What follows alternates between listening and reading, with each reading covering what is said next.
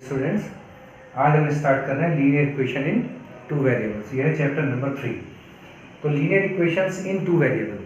तो linear equation ये है, लीनियर इक्वेशन किसे कहते हैं? जिसकी डिग्री 1 होती है वो लीनियर इक्वेशन कहलाती है। जैसे यहाँ पर x की पावर 1 है और y की पावर भी 1 है, तो ये बेटा लीनियर इक्वेशन कहलाएगी।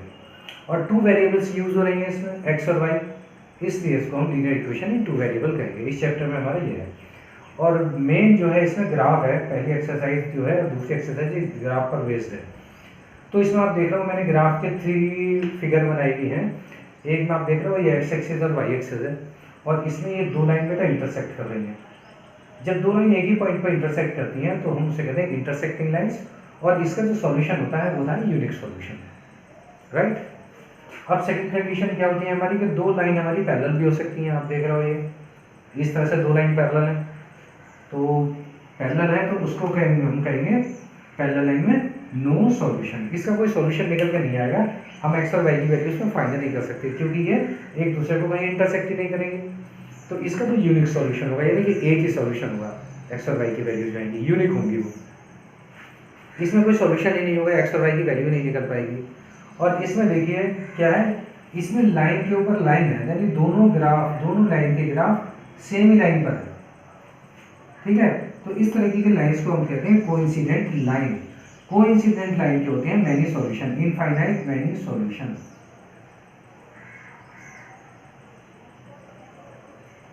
Infinite many solution. तो इस तरह से हमारे जो ना 3 ग्राफ होंगे, इंटरसेक्टिंग लाइंस, पैरेलल लाइंस और ये कोइंसिडेंट लाइंस।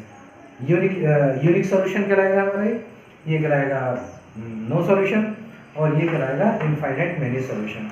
तो इसमें भी कोई ना कोई सॉल्यूशन निकल के आ रहा है, इसमें भी कोई ना कोई सॉल्यूशन निकल के आ रहा है, तो इसको हम कहेंगे बेटा कोइंसिडेंट लाइन, कंसिस्टेंट। और ये भी कंसिस्टेंट हो, और ये होगा हमारा इनकंसिस्टेंट, ठीक है। ये तो था हमारा ग्राफ का। अब हम इक्वेशन में देखते हैं। यस बेटा, अभी हमने पढ़ी थी ग्राफ के बारे में कि लीनियर इक्वेशन के ग्राफ कैसे कैसे हो सकते हैं। अब हमें मान लो ग्राफ नहीं दिया हुआ है और दो इक्वेशन दे दी हैं, और हमें ये बताना है कि इसका यूनिक सॉल्यूशन है, नो सॉल्यूशन है या मैनी सॉल्यूशन है। सपोज करिए कोई दो इक्वेशन हमारे पास दे रखी हैं। एक तो इक्वेशन हमारे पास 2x + 3y + 4 = 0, और कोई दूसरी इक्वेशन हमारी 3x - 4y + 8 = 0। अगर जो हम इन दोनों इक्वेशन की इन इक्वेशन से कंपेयर करें तो आप देखोगे ये a1 है, ये b1 है और ये c1, ये a2 है, ये b2 है और ये c2 है।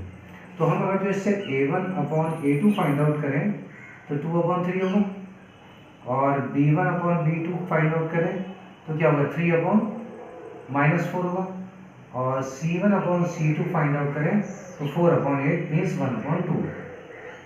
अब यहाँ पर देखिए a1/a2 और b1/b2 की वैल्यू सेम नहीं है। तो इस कंडीशन में जब a1/a2 is not equal to b1/b2 होता है तो हम उसे कहते हैं इंटरसेक्टिंग लाइन। तो उसका जो ग्राफ आएगा ना, इंटरसेक्टिंग लाइन आएगा।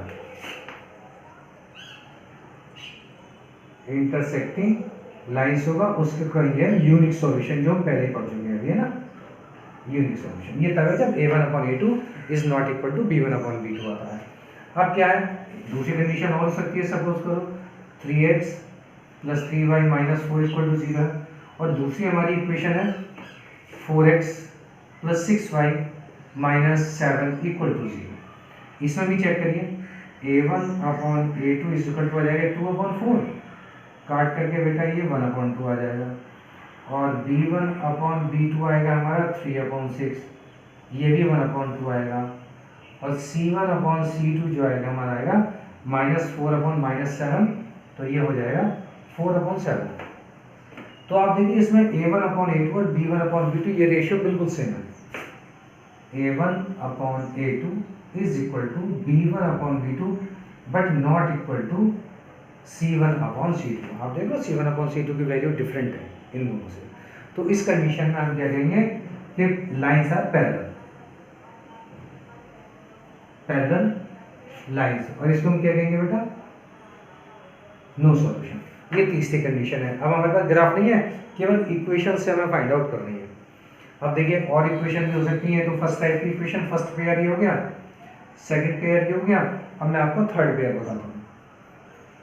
थर्ड पेयर में सपोज करो यही है एक equation 2x plus 3y minus 4 is equal to 0।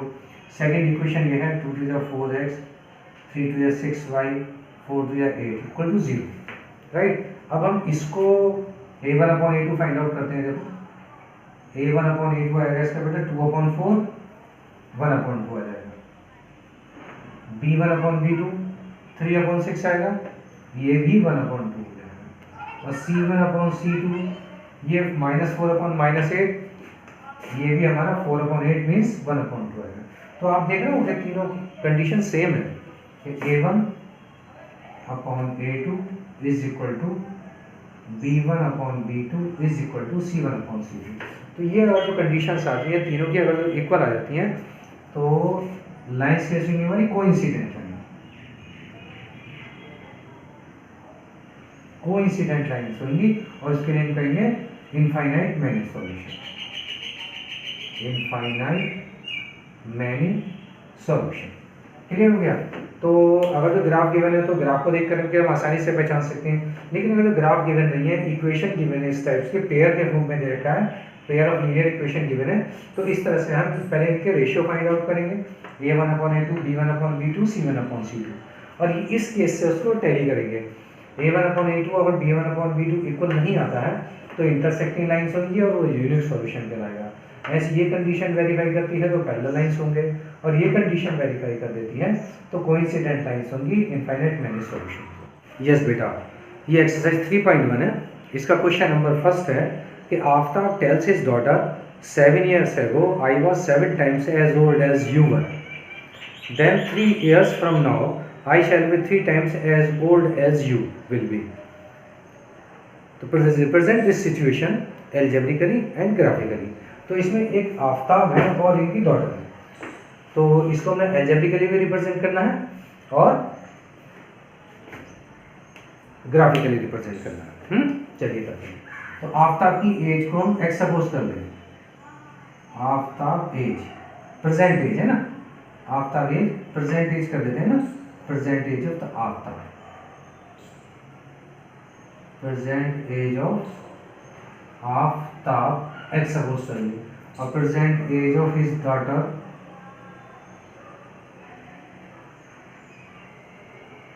Y suppose करिए।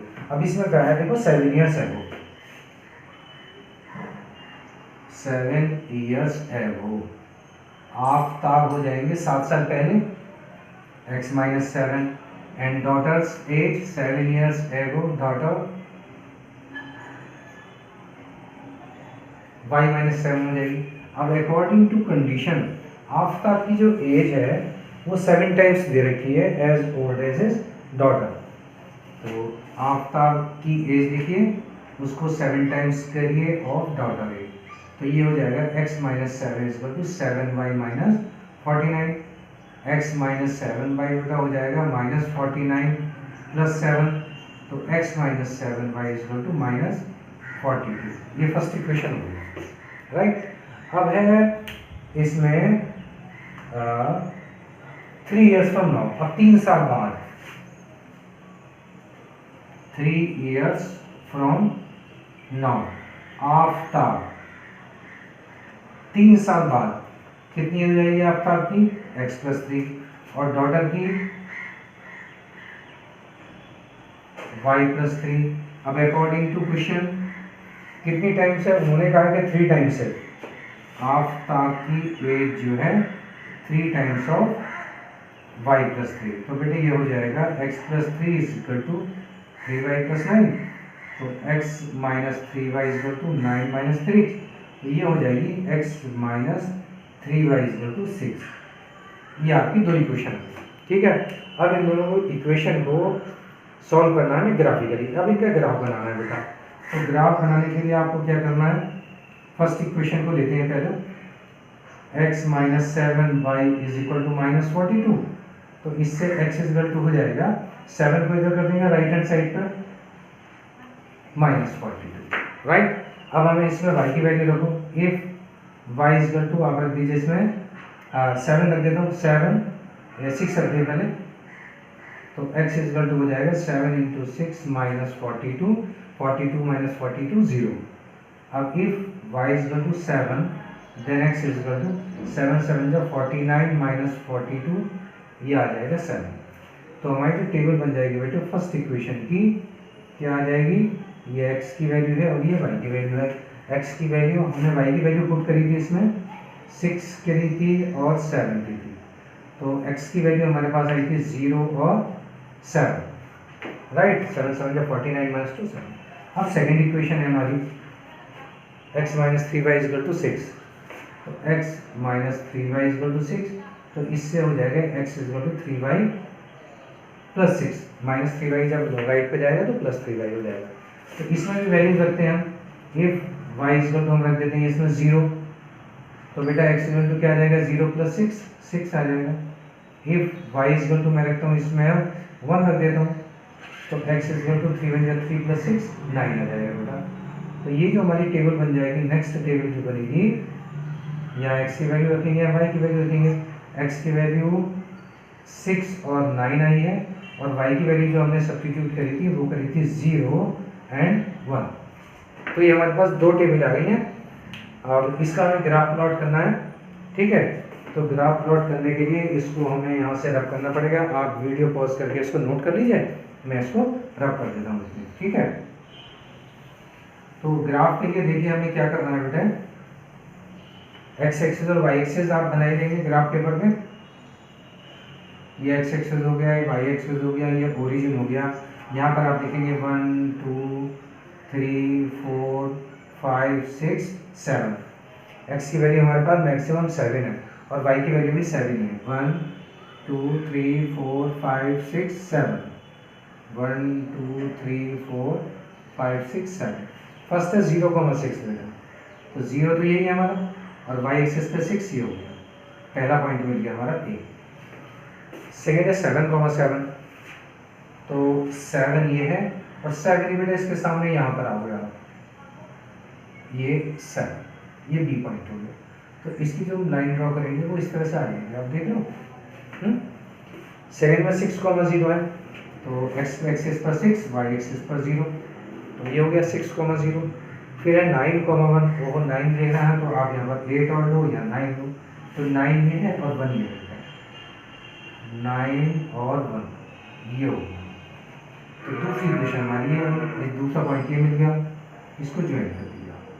तो ये जो ग्राफ है ना, इसको सी पॉइंट दे दीजिए, इसको ये हमारा ग्राफिकल रिप्रेजेंटेशन।